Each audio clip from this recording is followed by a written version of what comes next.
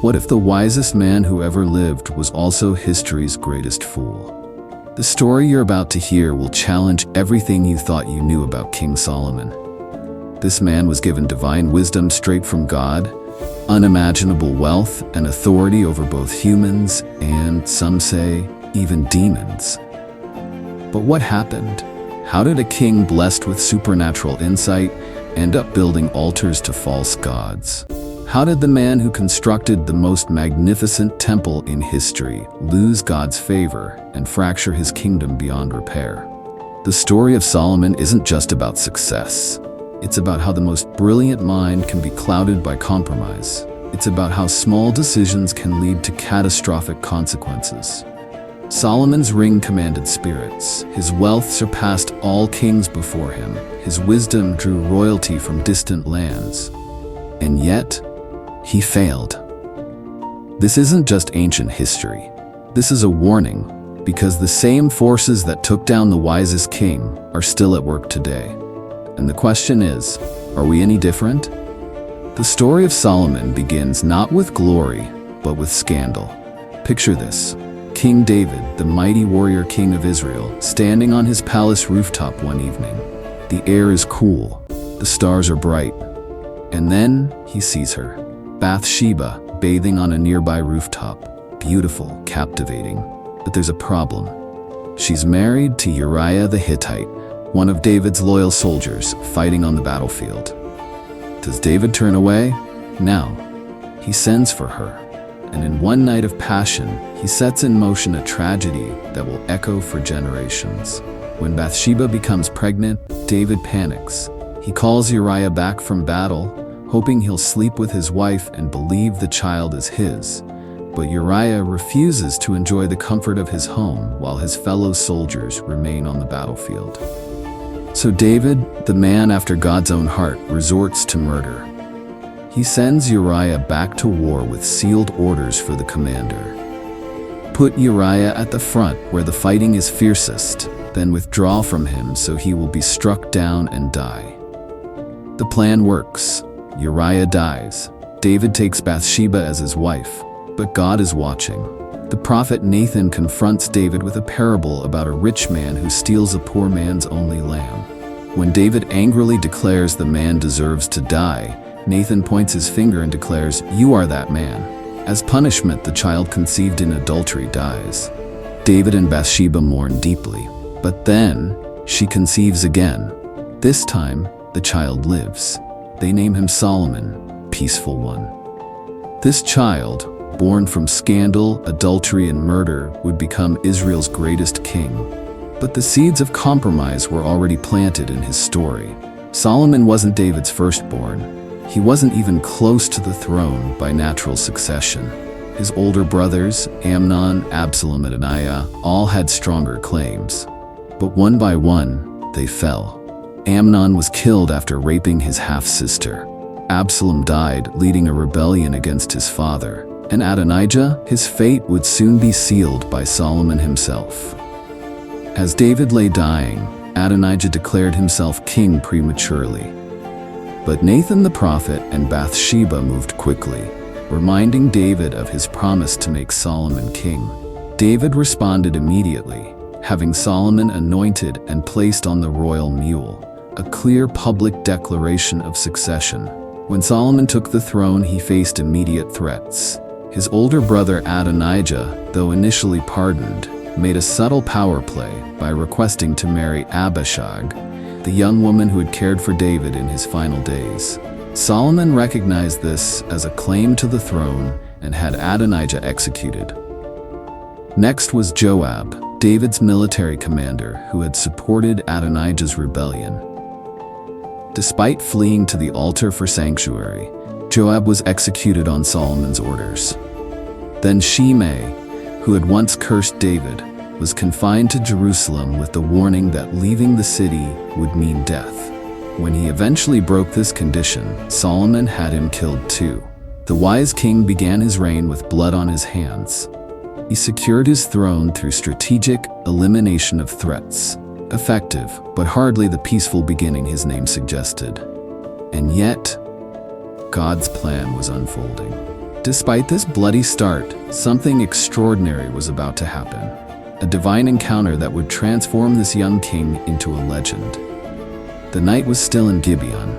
Solomon had gone there to offer sacrifices, not just a few, but 1,000 burnt offerings on the altar. The smoke from this extravagant display of worship still lingered in the air as the young king fell into a deep sleep. And then, God appeared. "Ask for whatever you want me to give you," God said. Think about that for a moment. The creator of the universe offers you anything. Anything. What would you ask for? Wealth? Power? Long life? The defeat of your enemies? Solomon's response changed history.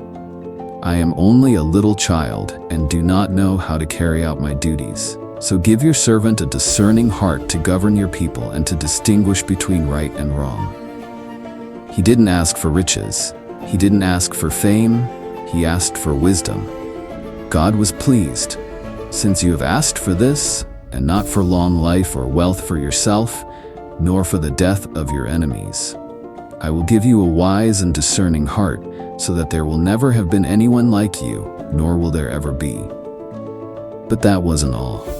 "Moreover, I will give you what you have not asked for, both wealth and honor, so that in your lifetime you will have no equal among kings." Solomon would become not just the wisest king in Israel, but the wisest in all of history. And his first test came quickly. Two women approached the throne, both prostitutes living in the same house. Both had given birth, but one woman's baby had died during the night. She secretly switched her dead child with the other woman's living baby. Now they stood before Solomon, both claiming the living child. There were no witnesses, no evidence, no way to prove who was telling the truth. The entire court fell silent, waiting. How would this young king handle such an impossible case? Solomon's solution shocked everyone. "Bring me a sword." The guards exchanged nervous glances but brought the weapon forward. Solomon continued, "Cut the living child in two and give half to one woman and half to the other." The crowd gasped. Was this the wisdom God had given? Infanticide? But Solomon was watching the women's reactions. The first woman fell to her knees weeping. "Please, my lord, give her the living baby. Don't kill him." The other woman stood cold, unmoved. "Neither I nor you shall have him. Cut him in two." Solomon immediately pointed to the weeping mother. "Give the living baby to the first woman. She is his mother." The news of this judgment spread like wildfire throughout Israel. This wasn't just clever thinking. This was divine discernment that pierced through deception and revealed the truth. Solomon could see into human hearts, but Solomon's wisdom went far beyond settling disputes. 1 Kings tells us he spoke 3,000 proverbs and composed 1,005 songs. He could discourse on plants, from the cedar in Lebanon to the hyssop growing in the wall. He taught about animals, birds, reptiles, and fish. Kings and scholars traveled from distant lands just to hear him speak. When they arrived, they found not just a wise ruler, but a Renaissance man, a poet, scientist, architect, and philosopher. His insights on human nature became legendary. The fear of the Lord is the beginning of wisdom. Pride goes before destruction, a haughty spirit before a fall. Trust in the Lord with all your heart and lean not on your own understanding. These weren't just clever sayings. They were divine insights into the human condition, the relationship between God and humanity, and the path to true fulfillment. But here's the tragic paradox that haunts Solomon's story. The wisest man who ever lived failed to follow his own wisdom. The man who wrote, "Pride goes before destruction," would become a cautionary tale of pride's devastating consequences. Solomon's story forces us to confront an uncomfortable truth. Knowledge isn't the same as application. Wisdom without obedience is ultimately worthless. And Solomon was about to put his wisdom to its greatest test, building a structure so magnificent that it would stand as the wonder of the ancient world. For centuries, the Israelites had worshipped in a tent. The tabernacle, a portable sanctuary built during their wilderness wanderings, had served as God's dwelling place among them. But now, in the prosperity of Solomon's reign, something more permanent would rise. David had longed to build this temple, but was forbidden because he had shed much blood. The task fell to Solomon, the man of peace, to construct the house of God. This wasn't just another building project. This was the most sacred structure in Israel's history, a physical dwelling place for the presence of God on earth. Solomon spared no expense. He contracted with King Hiram of Tyre for the finest cedar and cypress logs from Lebanon. He recruited 180,000 laborers and 4,000 supervisors. For 7 years, the sound of hammers and chisels echoed through Jerusalem. The specifications were staggering: 90 feet long, 30 feet wide, and 45 feet high. But the details were breathtaking. The interior walls were carved with cherubim, palm trees, and flower designs, then overlaid with pure gold. Not just accents, everything was covered in gold. The floors, the walls, the ceiling, all gold. Even the nails were made of gold. The most holy place, a perfect cube measuring 30 feet on each side, contained 2 massive cherubim carved from olive wood and covered in gold, their wings stretching from wall to wall. Outside stood 2 bronze pillars named Jachin and Boaz, each 27 feet high, with elaborate capitals. A massive bronze sea, a water basin, resting on 12 bronze bowls, provided water for the priests' purification rituals. But the most sacred object in the temple was the Ark of the Covenant, the gold-covered chest containing the stone tablets of the 10 Commandments. This was the physical throne of God on earth, a direct connection between heaven and Israel. When the temple was complete, Solomon gathered all of Israel for its dedication. The priests carried the ark into the Holy of Holies, and then something extraordinary happened. When the priests withdrew from the holy place, the cloud filled the temple of the Lord, and the priests could not perform their service because of the cloud, for the glory of the Lord filled his temple. The divine presence was so powerful, so overwhelming, that even the priests couldn't stand. God had accepted this dwelling place. The temple was now the center of Israelite worship and identity. Solomon stood before the altar and prayed one of the most profound prayers in Scripture. With his hands spread toward heaven, he asked not for himself, but for God's attention to the prayers of his people. Will God really dwell on earth? The heavens, even the highest heaven, cannot contain you. How much less this temple I have built. Even in his greatest achievement, Solomon maintained perspective. No building, however magnificent, could contain the fullness of God. The temple was merely a meeting place between the infinite and the finite. Yet the construction of the temple is shrouded in fascinating legends and mysteries that extend beyond the biblical text. According to Jewish tradition, the temple's stones were cut and shaped by the shamir, a mysterious worm or substance that could cut through the hardest materials without making noise. This was necessary because iron tools, associated with war and death, were forbidden in building God's house of peace. In later traditions found in texts like the Testament of Solomon, though not in the Bible itself, Solomon commanded demons to assist in the temple's construction. The king supposedly possessed a magical ring bearing the seal of Solomon, a symbol combining 2 triangles, which gave him power over supernatural forces. The most captivating mystery, however, is what happened to the temple's treasures. When Babylonian King Nebuchadnezzar destroyed the temple in 586 BC, the Ark of the Covenant seemingly vanished from history. Some traditions claim priests hid it in a secret chamber beneath the Temple Mount. Others believe it was taken to Ethiopia, where the Orthodox Church in Axum claims to guard it to this day. Some scholars suggest it was carried to Babylon as plunder. Still others believe it was supernaturally removed to heaven. Whatever the truth, the disappearance of the Ark remains one of history's greatest unsolved mysteries. The temple's exact location is also debated. Most scholars identify it with the Temple Mount in Jerusalem, where the Muslim Dome of the Rock now stands. Archaeological excavations are restricted there due to religious and political sensitivities, leaving many questions unanswered.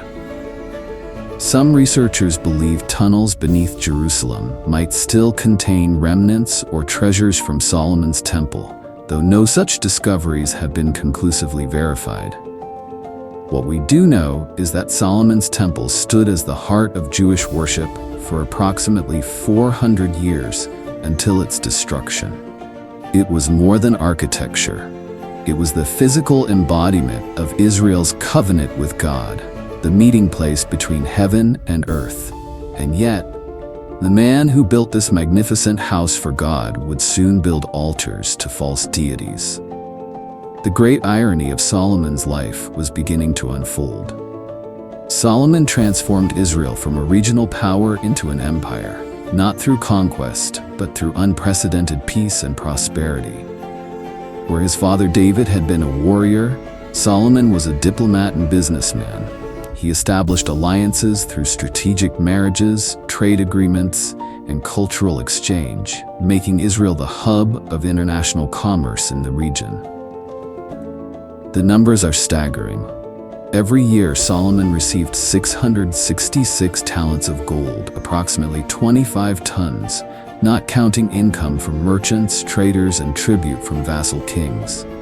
That's over $1 billion in today's value, annually. Silver became so common in Jerusalem that it was considered almost worthless. Solomon's personal drinking cups were made of pure gold.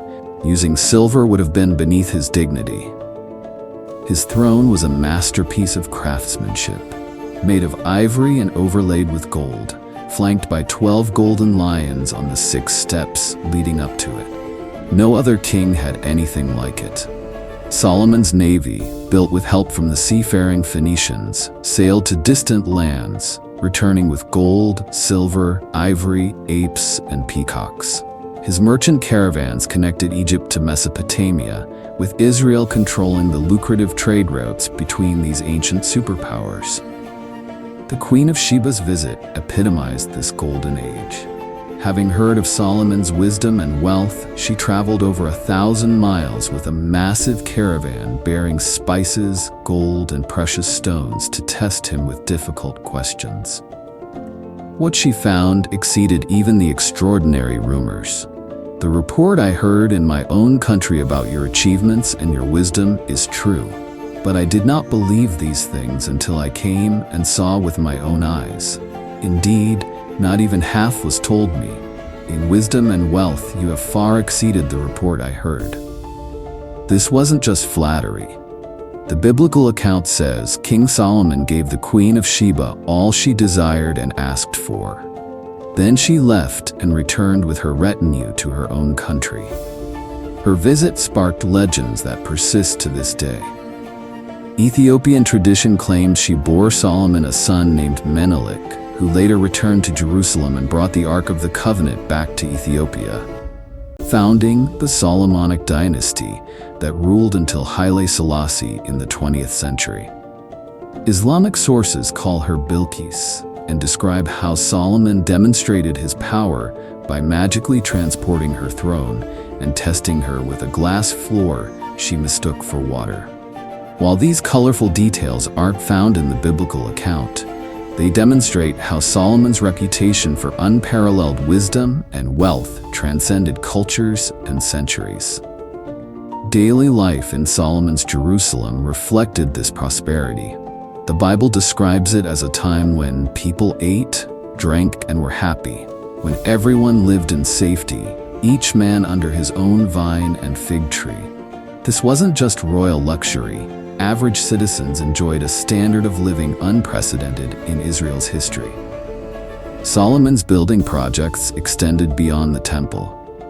He constructed a royal palace that took 13 years to complete, nearly twice as long as the temple itself. The House of the Forest of Lebanon featured massive cedar pillars and a throne hall lined with cedar and capped with gold.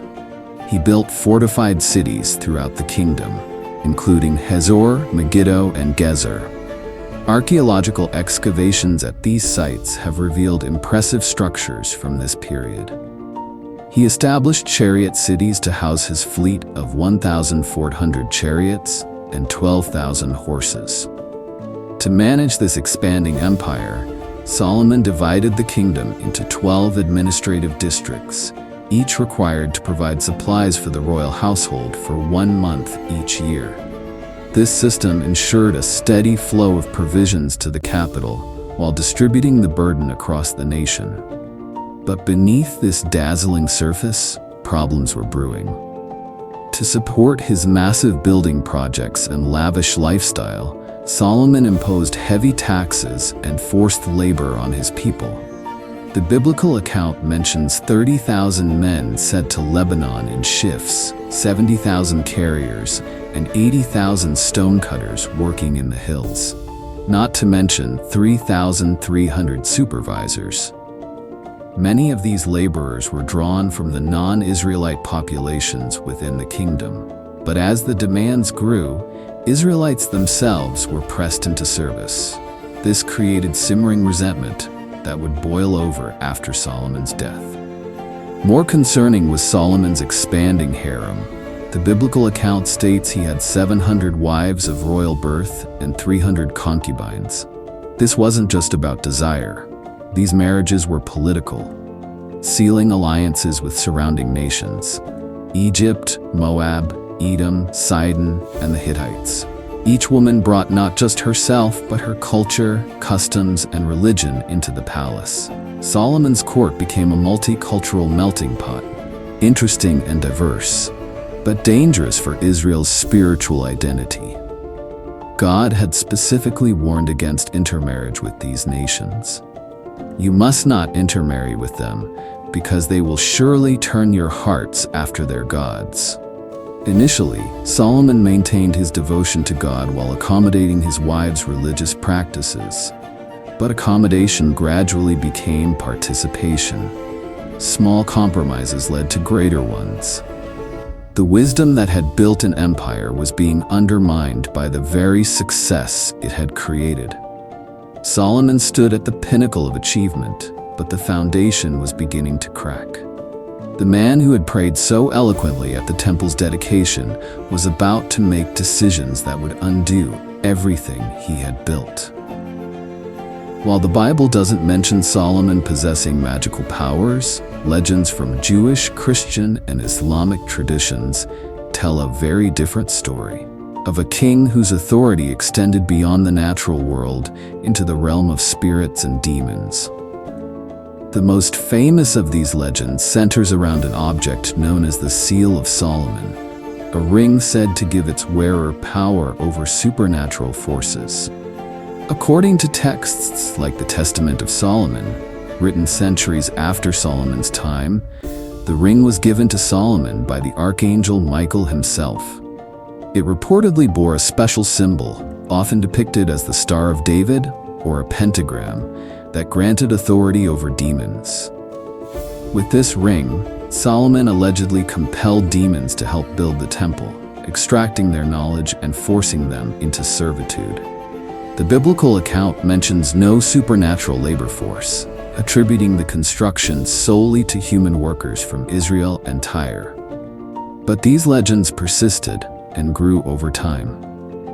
One of the most famous demons Solomon supposedly bound was Asmodeus, a spirit of chaos and lust. According to the legend, Asmodeus eventually managed to steal Solomon's ring, casting the king into exile. Solomon wandered as a beggar, humbled and powerless, until he finally recovered the ring and regained his throne.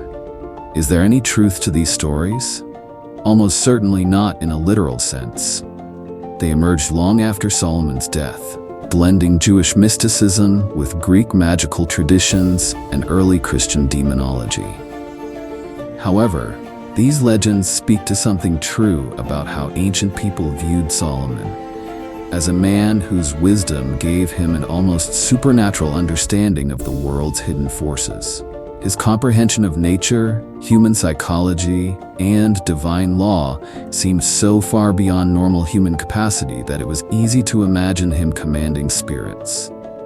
Islamic tradition elaborates further on Solomon's supernatural abilities. The Quran portrays him as having power over the wind, which carried his throne wherever he wished to go. He could speak the language of animals and commanded armies of humans, jinns, spirits, and birds. One famous Quranic story recounts how a hoopoe bird informed Solomon about the Queen of Sheba, setting in motion their legendary meeting. Another tells how Solomon understood the speech of ants, warning each other to enter their dwellings, lest Solomon's armies crush them unknowingly. By medieval times, Solomon had become a central figure in Western occultism. Grimoires, magical textbooks like the Key of Solomon and the Lesser Key of Solomon, claimed to contain the king's secret knowledge for summoning and binding supernatural entities. These texts became foundational to Western magical practice, despite having no authentic connection to the historical Solomon. They describe elaborate rituals for conjuring specific spirits, creating talismans, and harnessing supernatural power, all allegedly based on Solomon's hidden wisdom. The 72 Demons of Solomon, a list of spirits supposedly bound by the king, became a staple of occult literature. Each demon had specific powers, weaknesses, and functions, from Baal, who could make men invisible, to Asmodeus, who could reveal hidden treasures. What's fascinating is how Solomon's reputation transformed across cultures and centuries. From a wise biblical king, he evolved into a master magician and supernatural authority figure in multiple religious and esoteric traditions. But here's the irony. Even as legends painted Solomon as having power over demons, the biblical narrative shows him powerless against the corrupting influence of idolatry. The man who supposedly commanded spirits could not command his own heart. And that brings us to the central tragedy of Solomon's story. Solomon's fall didn't happen overnight. There was no single moment of dramatic rebellion, no sudden turning away from God. Instead, it was a slow drift, a series of small compromises that gradually carried him far from shore. It began with his foreign wives. The Bible is specific about the numbers: 700 wives of royal birth and 300 concubines.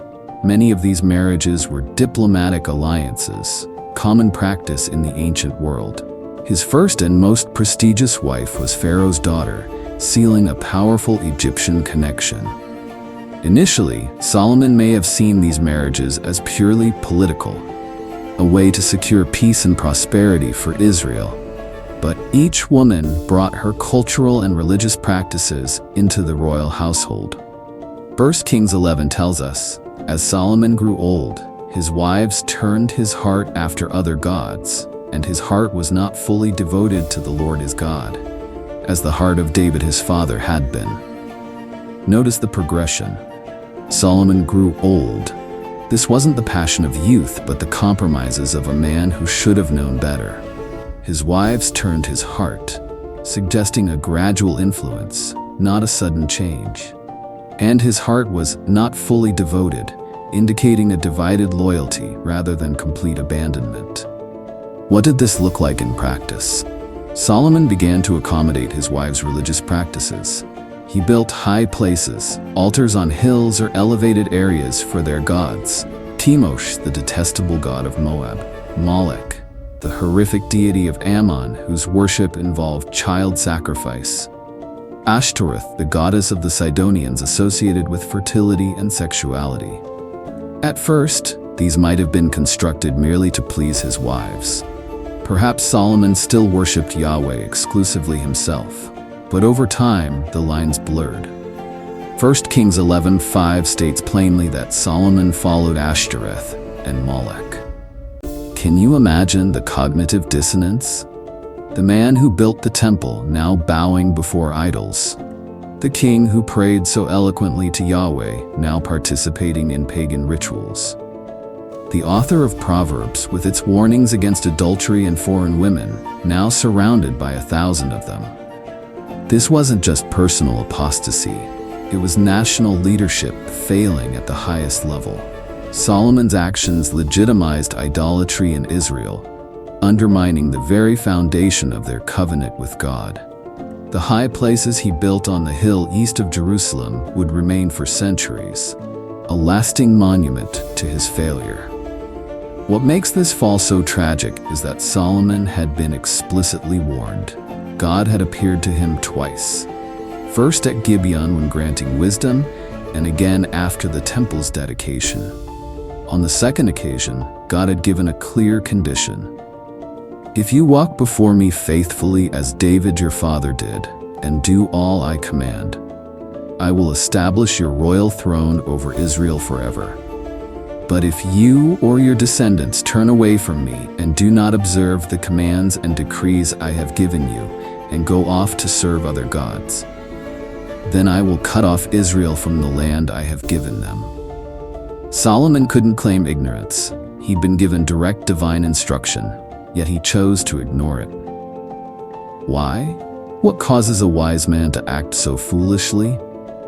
Perhaps it was the gradual numbing effect of wealth and power. Success can create an illusion of invulnerability, the feeling that rules don't apply to you. Solomon's unprecedented prosperity might have slowly distanced him from the humility needed to remain faithful. Perhaps it was spiritual complacency. When you've experienced dramatic spiritual moments, like the cloud of glory filling the temple, it's easy to coast on past experiences rather than maintaining daily devotion. Or perhaps it was simply the consistent influence of his foreign wives, the daily drip of compromise wearing away his convictions until what once seemed unthinkable became acceptable. Whatever the cause, the consequences were severe. God's response was direct. Since this is your attitude, and you have not kept my covenant and my decrees, I will most certainly tear the kingdom away from you and give it to one of your subordinates. The only mercy shown was timing. Nevertheless, for the sake of David your father, I will not do it during your lifetime. I will tear it out of the hand of your son. Even as this divine judgment hung over him, political threats emerged. God raised up adversaries against Solomon, Hadad the Edomite and Rezon of Aram, who began to challenge Israel's regional dominance. Most significantly, a man named Jeroboam, one of Solomon's own officials, was approached by the prophet Ahijah, who tore his cloak into 12 pieces, giving Jeroboam 10 of them. This dramatic prophetic act symbolized how the kingdom would be divided, with 10 tribes going to Jeroboam.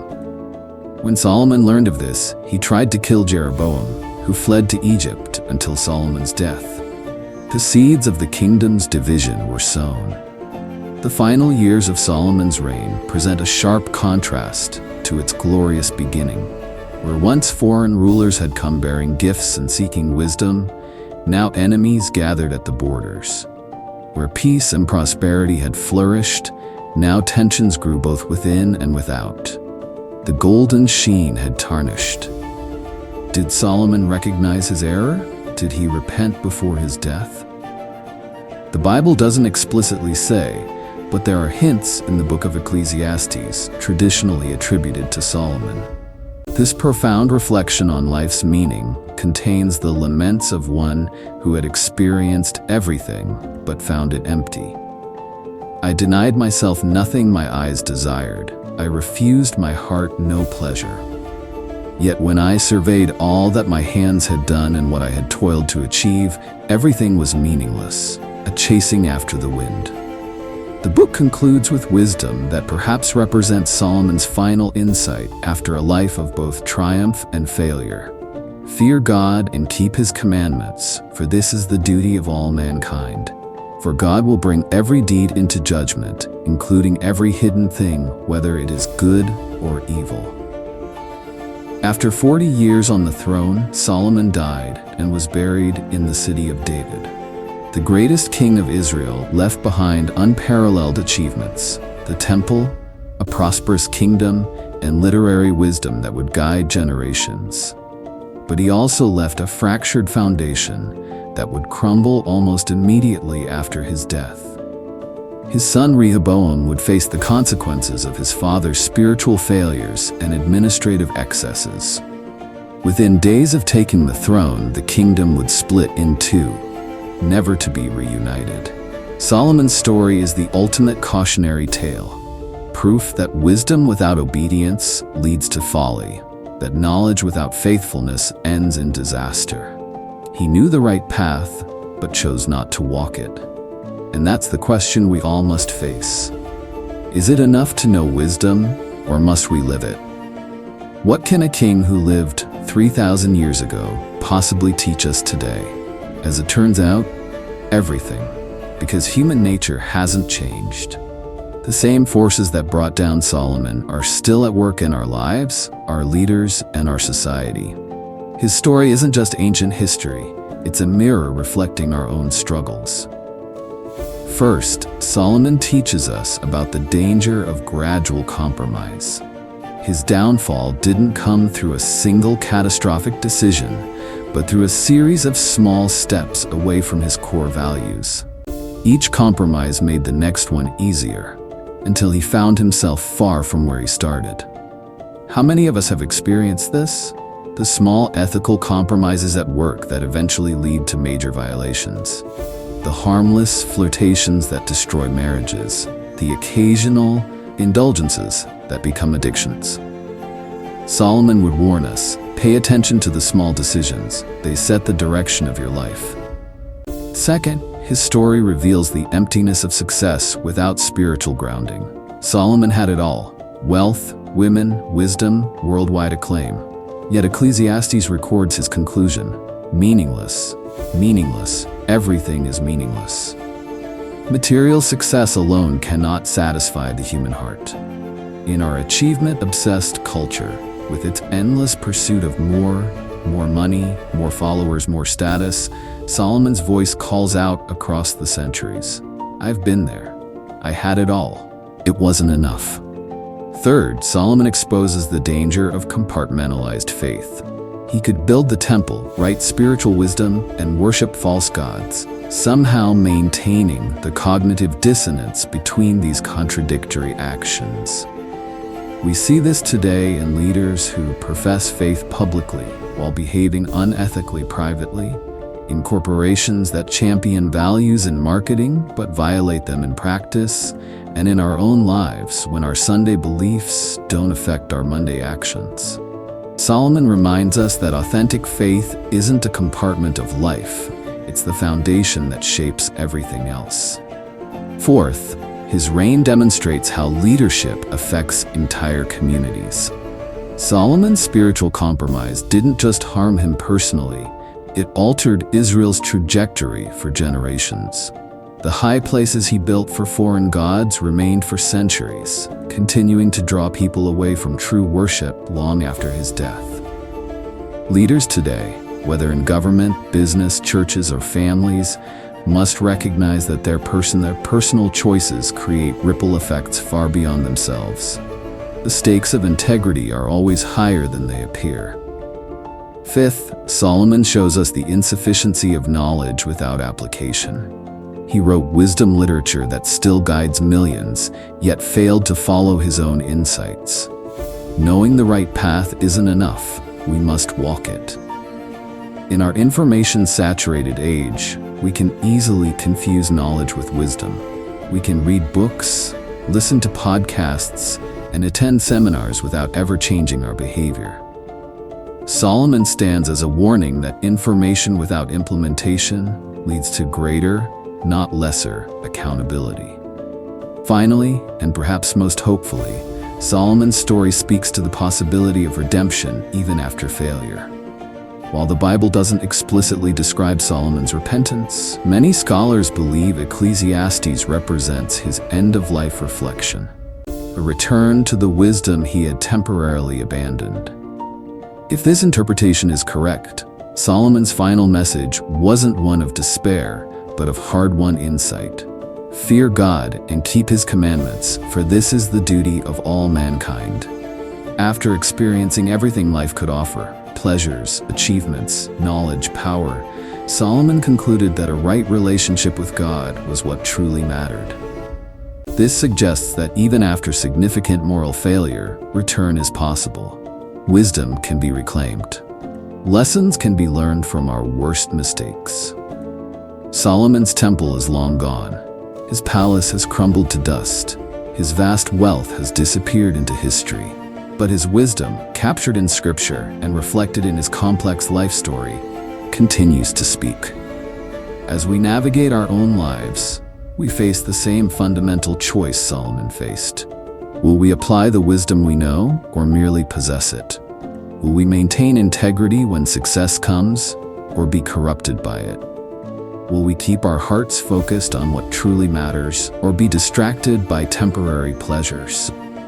The questions that defined Solomon's life continue to define ours, and how we answer them will determine whether our own stories end in wisdom or in folly. Perhaps his greatest legacy is this simple truth. It's not how you start that matters most, but how you finish. Solomon began with divine wisdom and ended in compromise. May we learn from his mistakes and write a different ending to our own stories. What about you? Where in your life have you seen small compromises lead to bigger problems?